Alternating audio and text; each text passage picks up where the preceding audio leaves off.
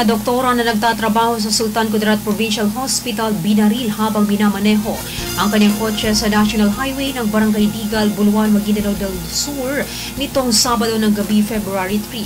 Sa report ng PNP, kinilalang biktima na si Charmaine Cabellos Barongquillo, 28 years old, single na residente ng Polomolok sa South Cotabato.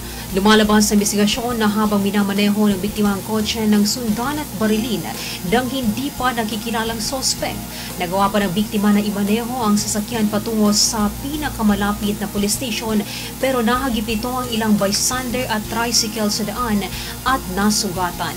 Kasalukuyang nasa ospital ang biktima habang inaalam pa ng PNP ang motibo at sospek sa pamamaril.